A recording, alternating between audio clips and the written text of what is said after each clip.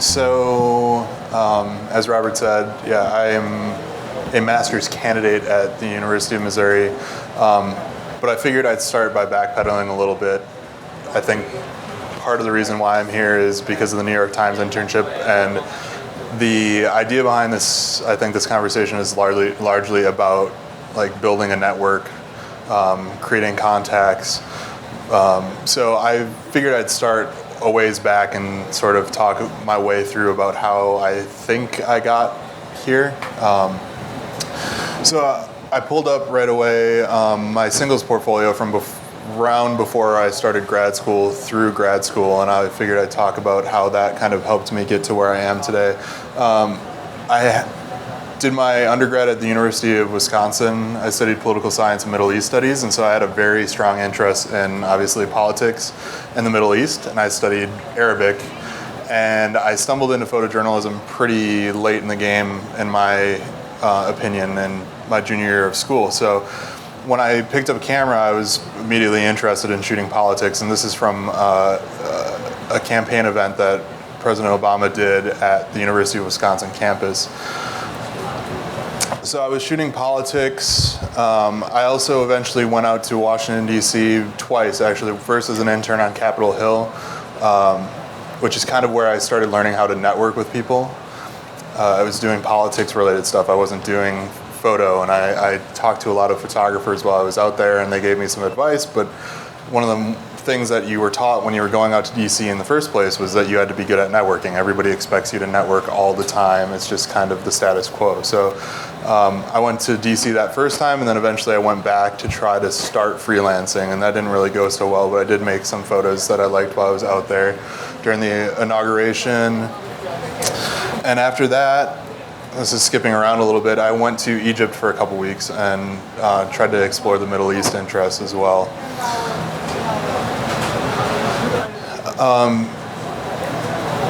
Eventually I got into grad school, and around that time was when I started taking my conversations that I had had with photographers in DC and other places and sort of trying to codify them in a way that I could take some steps forward. So I went to the Eddie Adams workshop, which was really instrumental for me.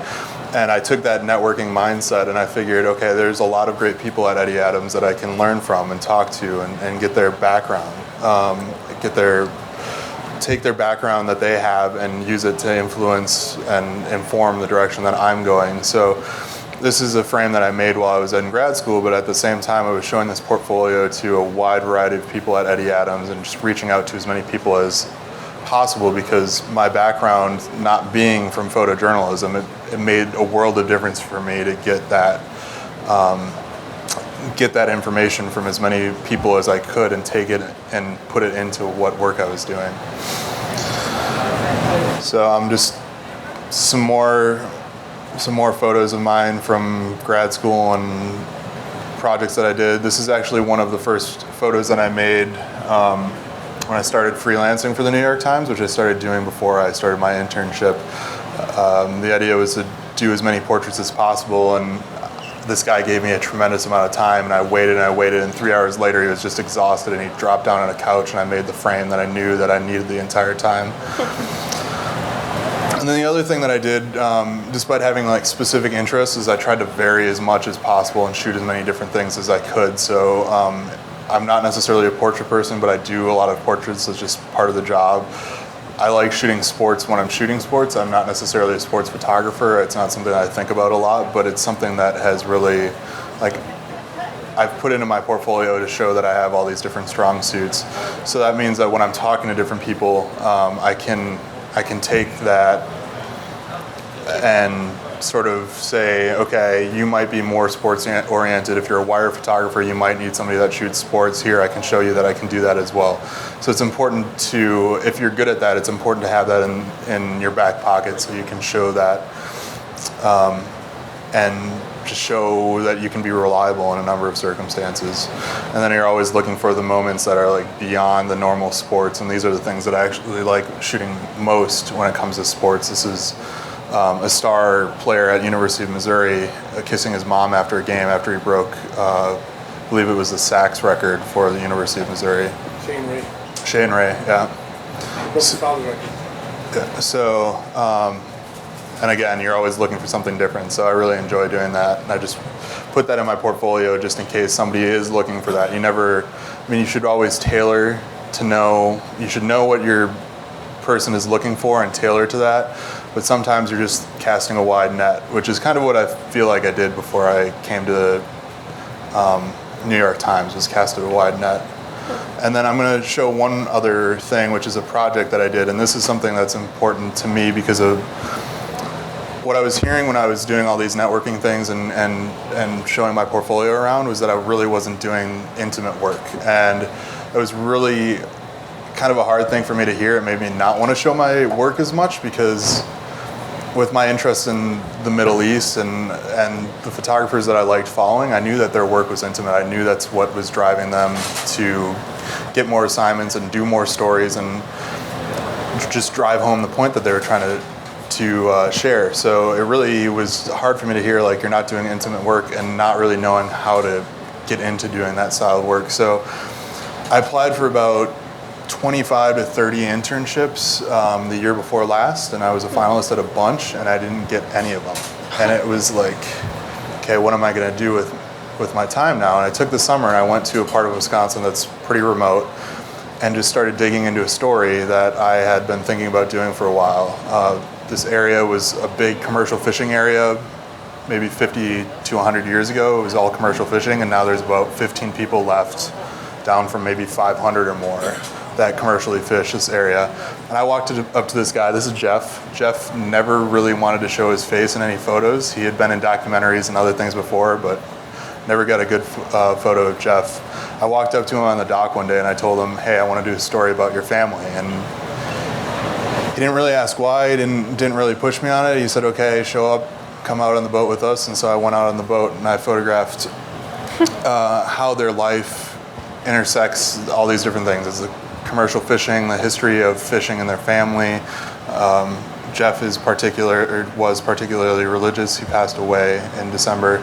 So I wanted to show how this intersect and how they're the last commercial fishermen that worked this area called Death's Door. So I titled it Life on Death's Door. So.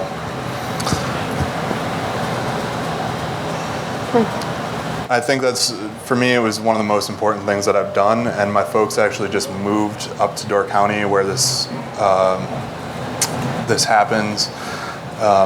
These people live, and so for me, it's something that I can continue on for the next 5-10 years if I want to. It's something that's really close and dear to my heart, and that's part of why it made a lot of difference to me, but it also forced me to go out and actually try to make connections with people over a long period of time and just keep fighting through and put myself in new situations. So it was a lesson that I learned from talking to people that I actually took to heart and said, okay, if I want to be doing the work that I want to do, I've got to go out and try to do something different.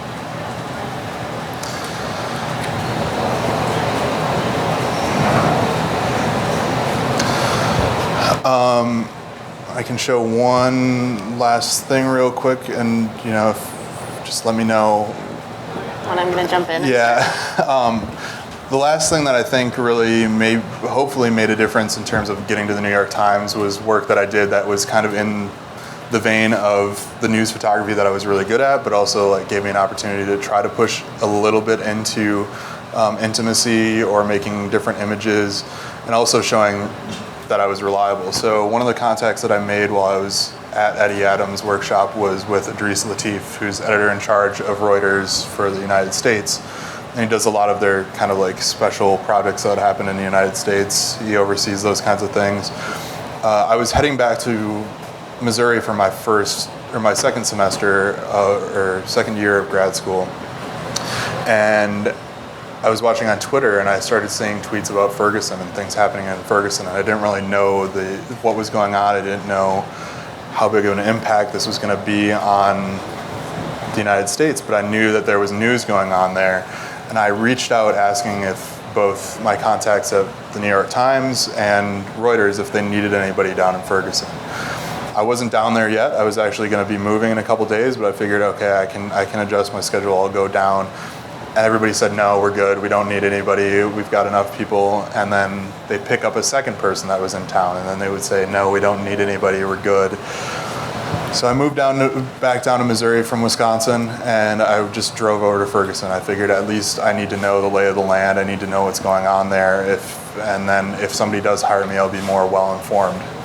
I drove over to Ferguson, and as things started to spiral out of control that night, I actually drove back home 2 hours to Columbia, Missouri, sent an email off. I had posted a couple photos on my blog, and the next morning I woke up to some questioning, I will say, emails from colleagues at Reuters saying, why didn't you just stay? We'll use you, go right now, like we'll use you. It was a matter of being there, but also a matter of showing that I was doing good work there. This is a photo that I took that first day that I was there, showing that I was going to do reliable work, and eventually they realized, and it bore out that the magnitude of this was going to be such that they were going to need a lot of help. So I stayed on for about, I want to say 7 days, working 14 to 18-hour days, and pretty much completely only during the daytime, which gave me an opportunity to see something completely different than most people were seeing in Ferguson. I met people in the community, but there was not necessarily the greatest interest in doing these intimate stories in Ferguson at the time, but I still tried to have as many conversations as possible, get to know people, get to know why they were upset, what their experiences were, how I could tell the story differently during the day than it was being told at night. And so I think this was another really influential thing for me, was that I was able to do a story that nobody really else had done, and show in these situations that I was going to be reliable and come back with different images, which is really, really important to the times. And this is one of my probably favorite photos that I've ever taken. I actually took this with an iPhone, and then realized afterwards how important it was going to be to telling the story. This group of guys that I talked to for about an hour they had been protesting all night out in the hot sun, found a shady place that they could lay down for a little bit before going to the next rally. And so we talked, and eventually they started to take a nap, and snapped a photo with my phone, didn't even have my camera with me, and it's one of probably my most treasured photos for that reason. That's great. So. It's a great shot. Thank you. That's incredible work. Very Thanks. cool. How old are you? I'm 25. Jeez, my God. Well, that's very impressive.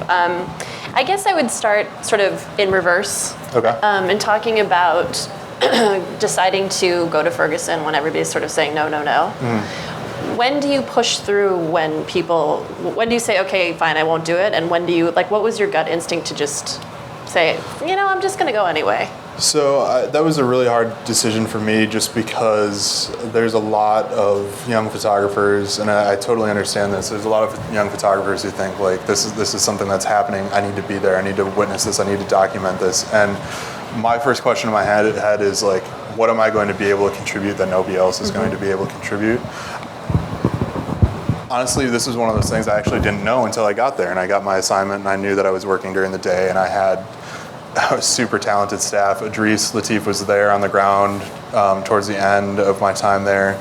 Lucas Jackson, who's also based in New York, and I was kind of put into a niche that I could explore. Mm-hmm. But my biggest concern was, am I going to be going there and just kind of being a tourist, right, photographing?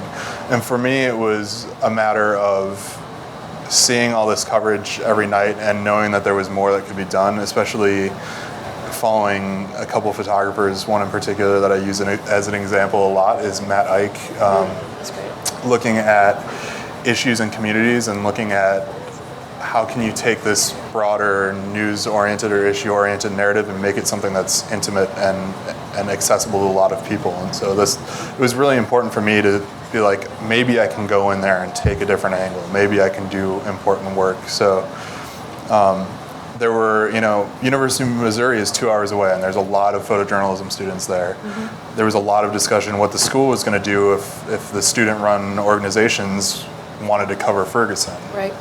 There's a lot of questions of insurance because of the safety issues and all these kinds of things. And so it took a couple days for me to be certain that I was going to go and do this. Mm-hmm. But it sounds like with a lot of what you were saying, you have to be very persistent, whether it's, you know, deciding to go and shoot something that people are telling you not to, or, you know, pushing yourself to go do a project that you felt like you were missing. So I just wonder if you can talk a little bit about how your persistence has sort of served you. I mean, I think it's something, if it's something that's keeping you up at night, like you know, if you can justify in your head why it's a good idea, I think you should do it. Like I'm very hesitant to say like persistence in the idea of like I want to cover conflict, or I want to, you know, covering the Arab Spring. I know a lot of people that just went into the Arab Spring and it worked out very well, and obviously there's people that suffered greatly for doing that. So like you have to be cognizant of the risks and cognizant of what it's going to mean to you, but if it means that much to you, like to me, telling intimate stories or specifically going to Ferguson because it was sort of in my backyard, it was something that there was no way that I was not going to do it. And doing the story in Door County was persistence to prove myself wrong, I guess, in a way. Like I had always kind of figured, okay, the news and the sports was going to be what I was going to do. Mm-hmm. But I didn't want to let myself get beat by my own like mental hang-ups of who I was as a photographer. This is what my career is going to be. So it also means like being open to the feedback that people are giving you and being open to challenge yourself. Sure. Do you think it was this work that, do you think this project got you more attention in some way than any of the other work that you had done before? Well, let's see. I got an award of excellence from College Photographer of the Year for a domestic picture story on Ferguson, and the main thing that they pointed out was that there was just work that they hadn't seen before, a take on Ferguson that they hadn't seen before. I definitely can see ways that it could be stronger, but I think a willingness to think outside the box and a story that so many people were covering was a big thing. I don't know. There were one or two photos that got picked up kind of as viral images. One is not in this edit of a man who picked up a rose that was left from a protest the night before and passed it to a police car that was driving by, and I just put that out on the wire. It wasn't the cleanest or best shot that I've ever taken, but I put that out there. And a couple hours later, my phone was nearly dead, and I checked, and it was because there were these tweets and retweets and friends that had picked this up, and there was a huge discussion this place and that place. I don't know that necessarily gained like a ton of credibility in the photojournalism industry. I don't know that it lost me any either, but I definitely think that got some attention. Mm-hmm. So you said you had applied for 30 internships? Something like that. Yeah. And you didn't get into any of them? You didn't get them? Yeah. But you did end up at the Times? Yeah. How did that come about? That's a pretty great place to be.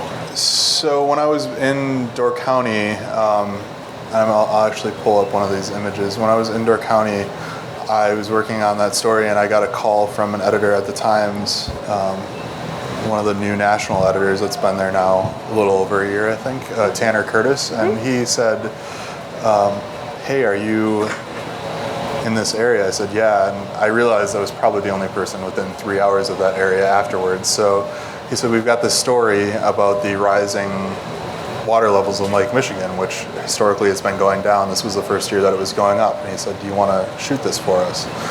I think one of the things that really helped was not only like that first assignment, but through that first assignment showing that I was willing to do whatever I could to make sure that I got it right.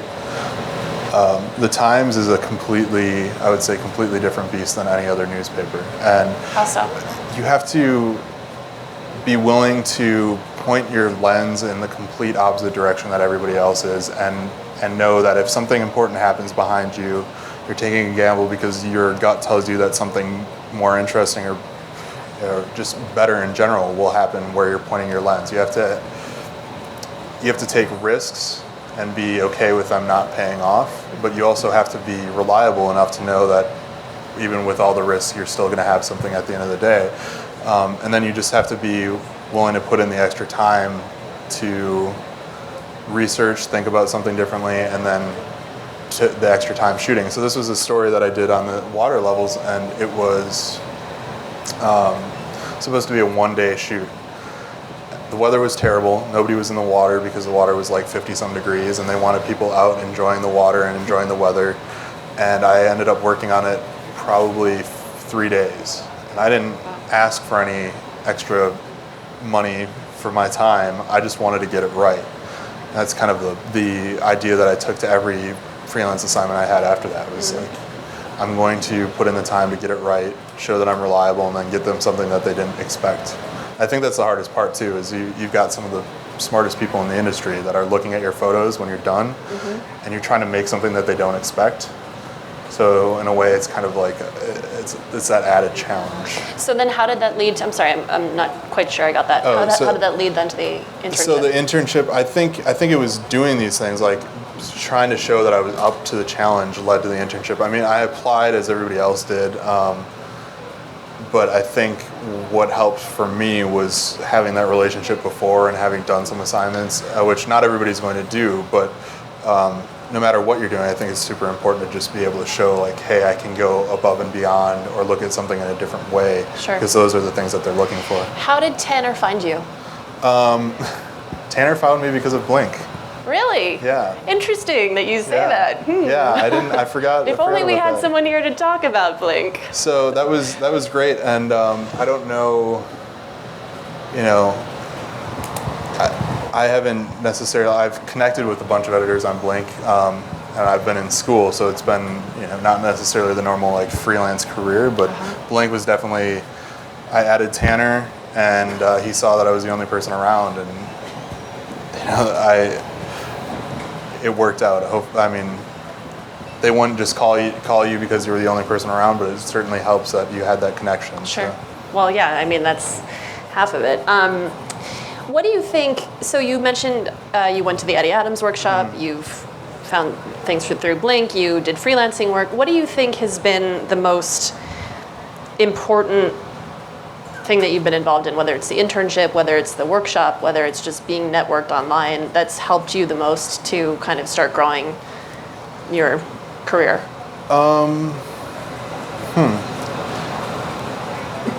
I think Eddie Adams was like one of those things that was probably the most formative for me. I had really bad food poisoning when I was there. You did? For the first 2 days. Oh, no. I felt absolutely terrible, and all I could think was like, this is going to be one of the most important experiences that I could have, and I need to be as like in the experience as possible and be open to as many different things that I was hearing and portfolio reviews. But I mean, I got out over 4 nights, I want to say, I got 11 hours of sleep, and it was just like trying to cram as much information in as possible, being as open to as many things as possible. I had a great portfolio review with a portrait photographer that I was not a portrait person, and it was the most like inspiring thing to. Who was the photographer? Marco Grove. Oh, yeah. Okay. So he looked at my work. The first reaction he had was to my photo of Obama, and he like started this on a high note. He thought that it was like worthy of running in Time, which I don't know if he was just trying to ease my pain of bad portfolio reviews before that, but it really inspired me to think like maybe I'm doing something right. And then the next thing he did is he took up my printed portfolio and he smelled the paper and he's like, "What paper is this? I need this paper." It was a great like back and forth. I know one of his assistants is in the audience and he hates me for that because he has to go find that paper on eBay now. Interesting. What paper is it? It was Ilford gold fiber silk, and it's not printed or made anymore. But Marco ordered every last batch. Yeah, apparently. So, I mean, that was I would say the most inspiring thing is I was having all these different meetings, and there were ups and downs, and people saying like, I showed a story that I did in an hour and a half in Egypt, and somebody called me out for it. And nobody else saw that I had done it in a short amount of time, and somebody else said, "Why are you trying to fool me? Like, why are you trying to fake it?" And so I thought, I need to put in the time. I need, like, if I'm going to get to this point, I need to put in the time and actually do the work, do the long stories, get that intimacy and not actually fake it. Yeah, that's one of the things with that workshop that I think people sometimes miss when they go to it, because they get so concerned about how well their work is going and how good it looks that they kind of forget that a large portion of it and what is the most meaningful, I think, are the relationships that you make there and the people that you meet, as with any workshop. But I wonder, did you leave there feeling like you had some really strong, solid connections aside from Marco, aside from portfolio reviewers? I would say Idris was my strongest connection because he was my team leader. So I had shown over a period of time who I was, and had interactions with him, and then on the last night I said, so who in your office would I talk to if I wanted to freelance? And he said, you know what my job title is? You're talking to the person, right? Like, so I pitched a story to him months later. That was the first thing I had done, but I brought him an idea for a story that nobody had covered. It was just basic event coverage of shoveling out this football stadium in Green Bay, Lambeau Field, which was down the block from where my folks lived at the time.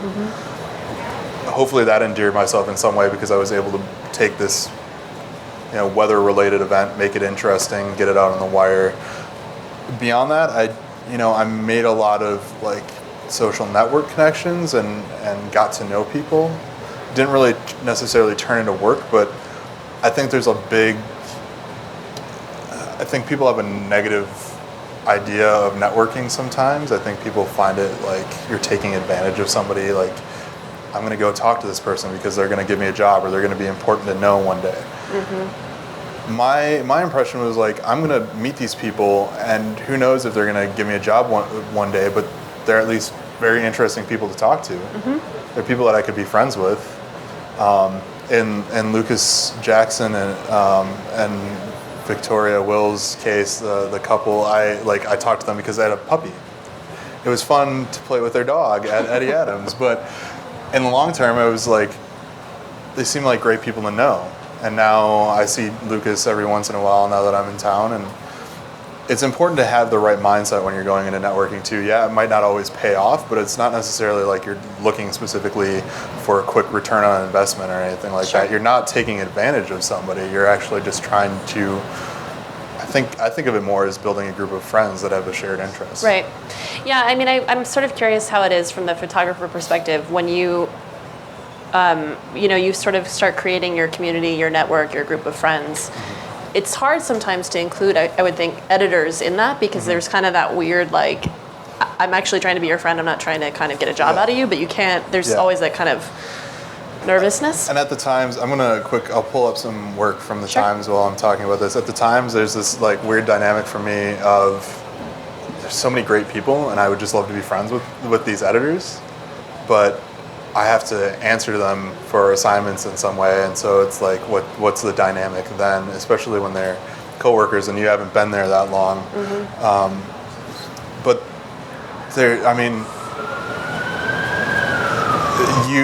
I don't know. I tend to not think about, like, I don't want to leave a negative impression of myself, but I tend to not think about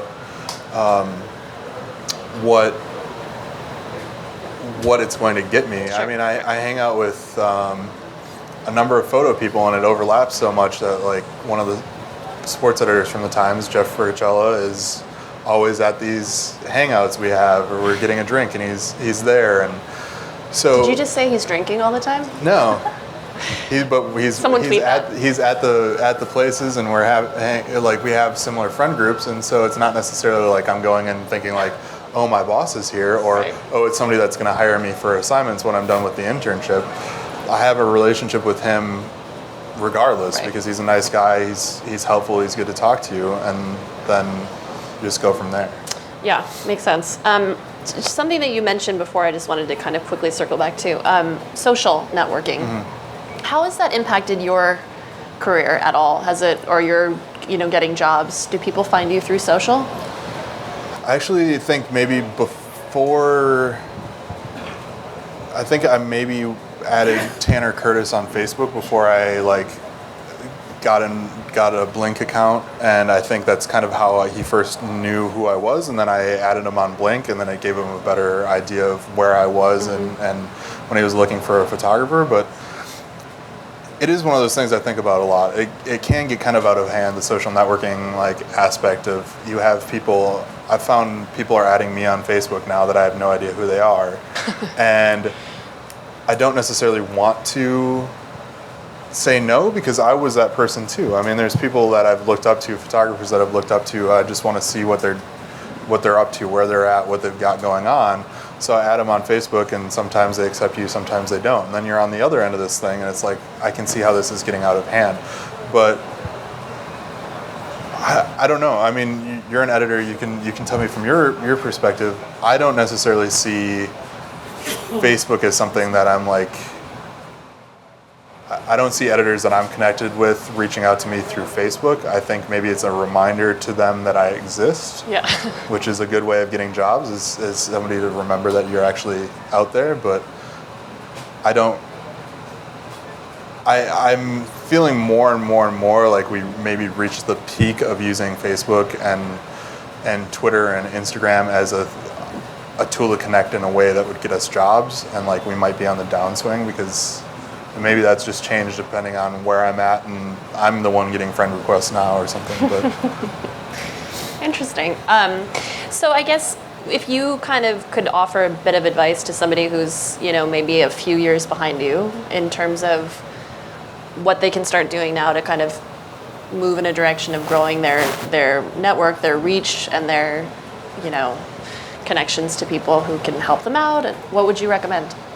so there's a couple things that jump to mind, and they're not necessarily things that I'm the best at, but they're things that I know I could be better at. Sure. So like, number one is being confident in who you are and your work and what you want to do. One of the things that I have a problem with is my confidence, but I know that if somebody hires me for an assignment, That's great. So we were just talking about, Ian McKellen gave me a hug right before I did this portrait, and it was one of the best things that I'd ever like experienced. So Sorry to interrupt you. no, that's okay. So being confident is really important. One of the things that I struggled with for a long time was the idea that because I didn't go to OU or Western Kentucky or at the time I wasn't at Mizzou, I was so far behind all these people.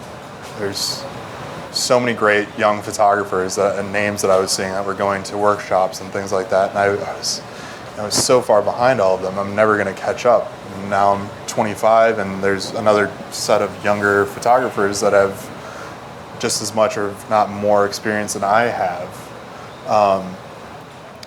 But what I realize is the whole time is it doesn't matter what anybody else is doing. It doesn't matter,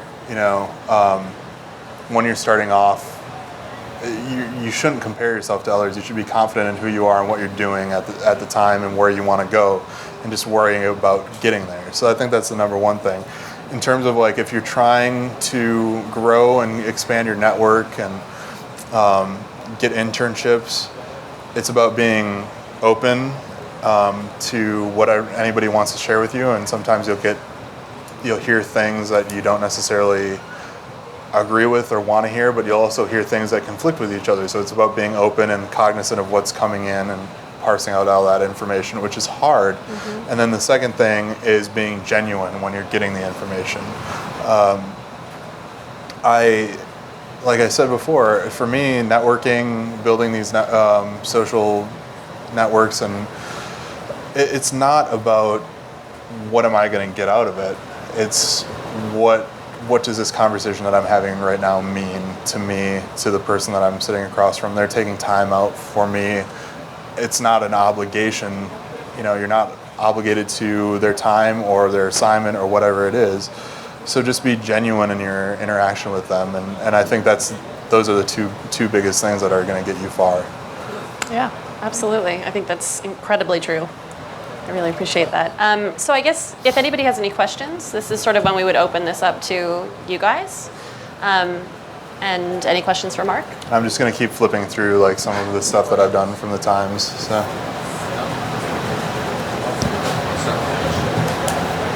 I guess when you're interacting with people, getting a story, like what's the best advice you have for people who are starting out in terms of just making it comfortable and getting that story? Like what kind of tips do you have for that? So when I'm really super nervous, I'm very, very like demonstrative and I just ramble on and on and on, which doesn't help when you're actually very super nervous about approaching people, because I'm not naturally a super outgoing person. But it all goes back to like being genuine. The story that I did in Door County for me was about, I walked up to a person that I'd never met before. I'd only heard his name through other people, didn't reach out to him or anything. But I had to be confident in what I was trying to do and also be very genuine about what I was trying to convey, which was, I felt very strongly that they had an interesting story that somebody needed to tell. And I thought, if I can just convey how much I care about what I've heard about their lives and what I've heard about the industry and what I know about this area that they live in, if I can convey that and how genuine I feel, that'll overcome any like awkwardness that I have when I'm approaching them or lack of confidence, is if you're just genuine about it. And I think that's super important. There's people that are really great at getting access. It's something that actually I would say editors pay a lot of attention to when they're hiring photographers, is, getting the job done right, but also like in a timely manner, and also being really good at just getting in and getting in a short amount of time. And there's some people that are really good at it, and it just takes practice. I wouldn't say that I'm the best at it, but I've put myself in a lot of situations that have trained me to do that. I have a story that I'm hoping to work on more in Ferguson, something that I'm going to do for a long period of time. And that required me to walk up to people on the street in Ferguson, people that were playing basketball, and just say, hey, how's it going? Do you mind if I hang out with you guys? Like, doing this project. I had people walk away from me, and eventually they came back and they're like, okay, so what is your deal? Like, what are you actually doing? You just keep having those conversations, and the more you do that, the easier it becomes. You're gonna fail a bunch. I felt terrible when these guys walked away, because I was like, oh, there's great photos to be had here. There's a great part of the story. They blow you off. It ended up working out in the end, but you're gonna fail a lot when you try to do that. It's just part of the process. Yeah, absolutely. Yes, I'm pretty new photographer, and my name is coming out. I've done like engagement parties, simple stuff. Mm-hmm. And one day somebody heard from another person that I do pictures, and they asked me to do a 4-day seminary. That means on 2 locations, an hour on each side, and between people talking, and I never done such a thing. And I'm a person that doesn't have too much confidence.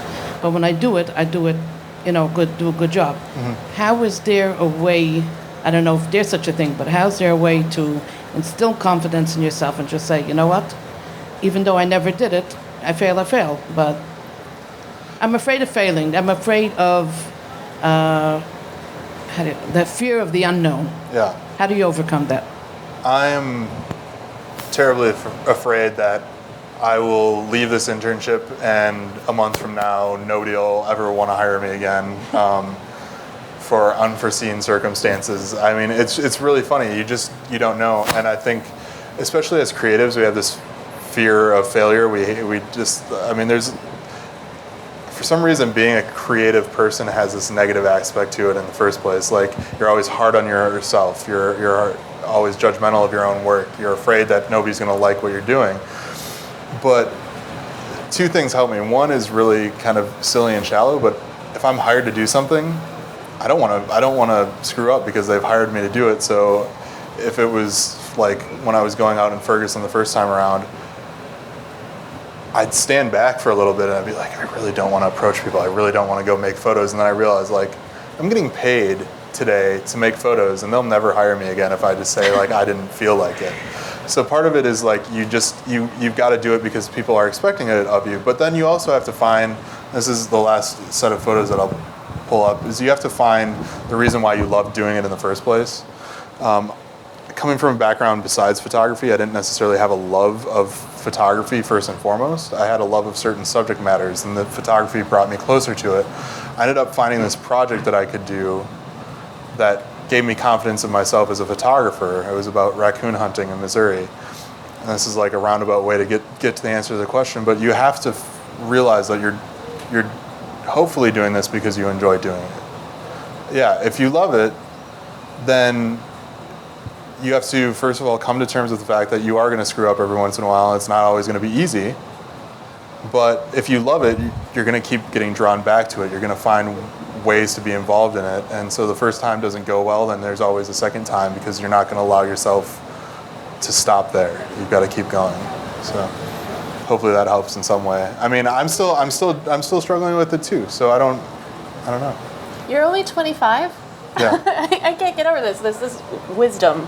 It's really, you're absolutely right. And I second what he says. I think that's the thing too. If you are loving what you're doing, it kind of doesn't matter if you nail it 100% the first time or the second time. It's like, just keep going back and concentrate on what you want to get out of it and the quality of your work that you want to see. I feel like that's a huge part. And I think that's also a reason why it's important to, like, if you know that there's something that you want to be doing, like, if you want to be freelancing for the Times and you know the style of stories that they're interested in doing, maybe give yourself those stories, try it for yourself first, so you get over those jitters. You're shooting the kind of photos that you think you want to make, but also you think that clients are going to want you to make. And then when the big time comes around, then you're not so worried, and you're also less likely to screw up when you really need to do well. That's the other thing too. So. Yeah. Well, that's great. Great note to end on. Thank you so much. Yeah. That's wonderful. Thank you. Thank you.